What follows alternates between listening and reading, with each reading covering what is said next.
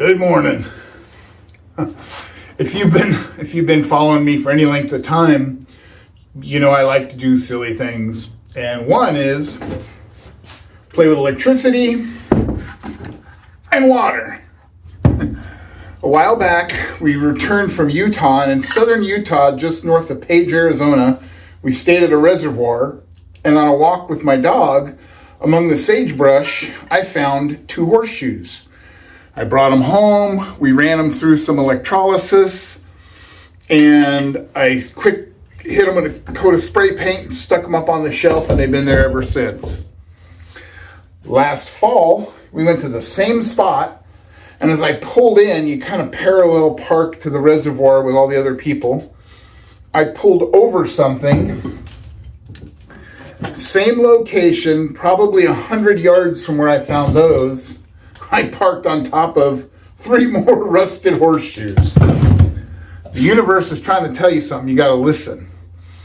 So I thought we'd do electrolysis 201. The first one was kind of a rough video. This one is going to be also rough, but we're going to do hopefully a little better setup. The first thing I want to do is knock off some of this rust. And I have 3 of them to do. I'll probably do one at a time. So the first one, I'm going to get a wire brush and hand, see how much we can get off by hand. So let me get that set up and we'll see. Okay, let's set these 2 aside. They're all the same. And we'll start with this guy. You can see it's got quite a bit of flaky rust. Oh, it's got quite a bit of all kinds of rust.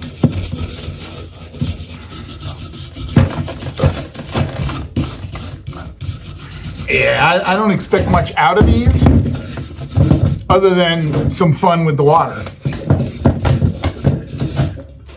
Let me try this too.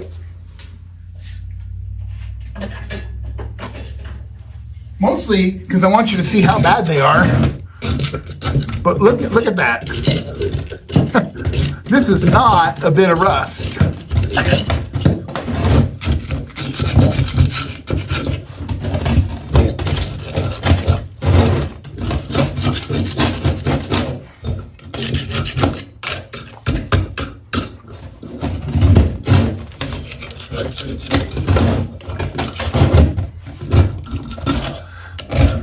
And I want to let the electrolysis do most of it. But again, these big chunks, I figure is a good start. Do you think it'll work its way through that? You know what? These are each going to be an experiment. Let's leave the big chunks up here and up here. Well, yeah, up here, because they're not real loose. Well, that one's a little loose. Okay, we're going to leave those big chunks and these big chunks and see what the difference is when we come out of the water. So let's get up ready for that. Okay, in preparation, I got this bolt. I think this was a guardrail pin at one time. It was really covered in rust, so I ran it through the wire brush, the wire wheel, to get off most of the rust so you can see where we're starting with. This is going to be our anode, and it's a sacrificial anode, meaning it's going to corrode as we get rid of the corrosion on the cathode, which is our horseshoe. And we'll see how it goes. So now we got to set up the water. Usually I use baking soda because that's what I have. I asked my wife, you don't ever have washing soda, do you? And she's like, yeah, I have washing soda. Of course. So that's supposedly a better, for the electrolysis process, better than baking soda. I've had great luck with baking soda, so I think we're going to have even better luck with this. So I'm going to set this part up and show you where we're at. I don't normally show this part. So I've stripped a couple of pieces of ground wire I had laying around. Not laying around, they're stored up there now if you watch that video. If you didn't, when I reference my old videos and you haven't watched them, you need to. I'm kidding, you don't need to.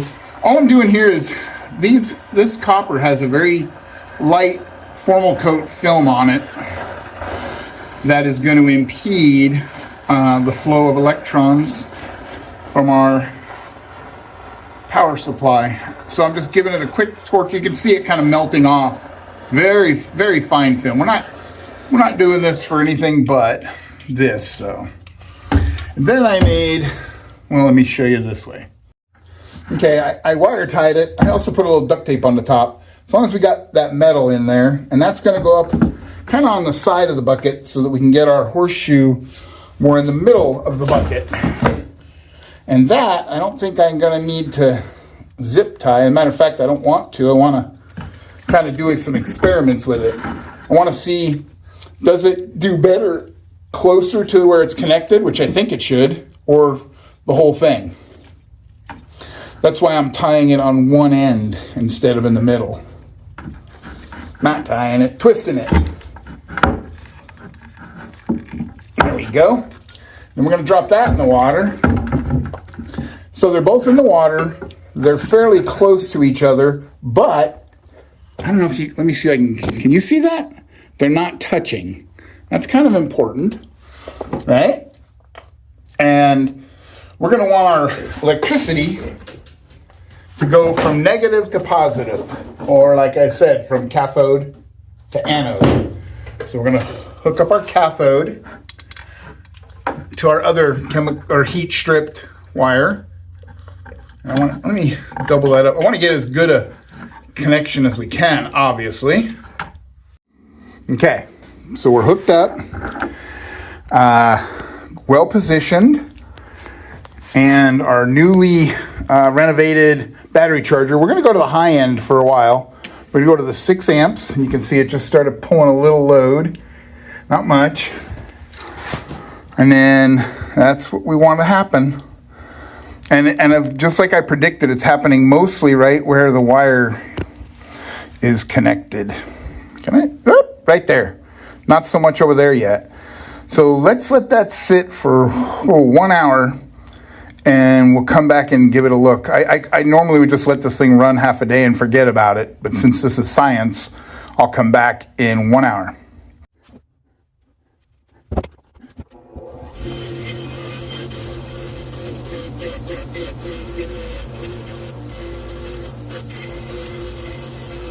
So for this one, the other one's still going, but I figured why sit around and wait?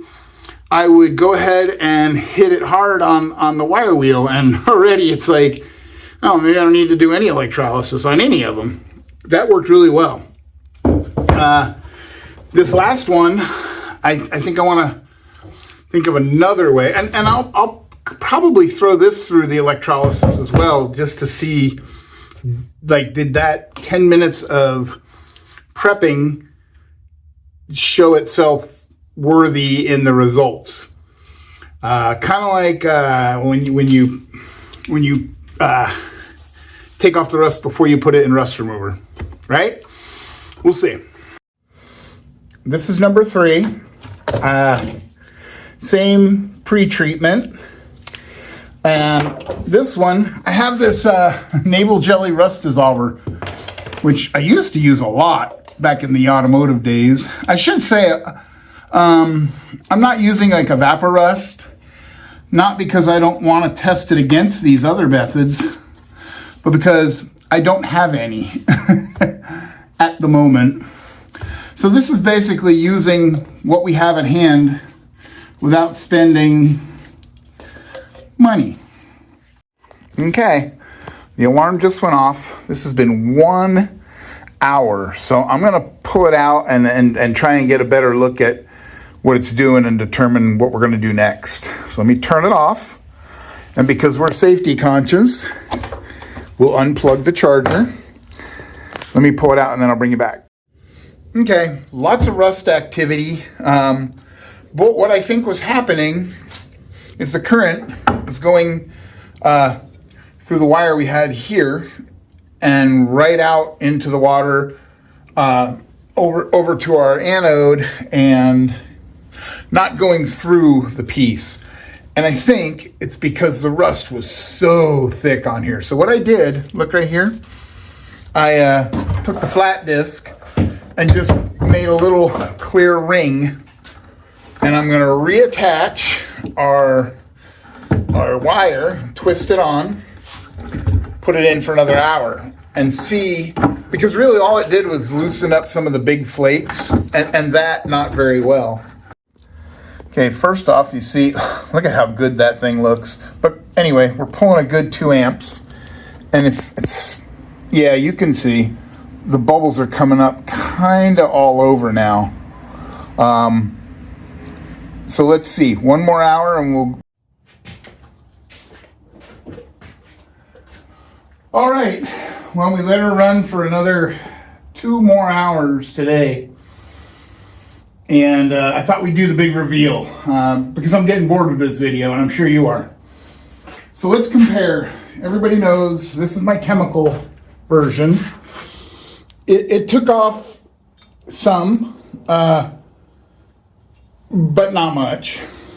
And then this was our straight to the wire brush version. And it took off all the loose stuff, but on the wire wheel, I'm sorry, it didn't really get in and dig out in the pits and the grooves. So, okay. And then finally, my favorite, we know, electrolysis. And this is only our initial cleanup, but electrolysis version. So you can see they are all pretty similar in the results. I guess it's up to you. Which one is your favorite way to get off that initial coat of rust? And we'll leave it at that and move on to other things, okay? So in closing, honestly, all the results were fairly similar with some things. The chemical left a lot of residue. The wire wheel left it really susceptible for flashing up. I didn't coat it with anything afterwards. And the electrolysis was really slow and didn't honestly perform any better or worse than the other methods. Well, maybe a little better than the chemical strip. The chemical strip was probably, again, the worst. I did give it a little help just to make it more fun. I wanted to take this and completely go over the top, shine it. So I hit it with a brand new 80 grit, and then I switched shortly after to a brand new 40 grit. Now these are pretty cheap wheels, but let me tell you, this is some hard steel here. So for now, we're going to add them to our collection, and I think I need one more, and then I can have my own horseshoe set. So don't be surprised if these come back in another video at some point. But I just, like I said, I wanted to do a comparison, and I wish there was a better difference in the results that I could clearly say this is the way you should go. But there's not. So do what you like, and we will see you hopefully next week. Thanks. Bye.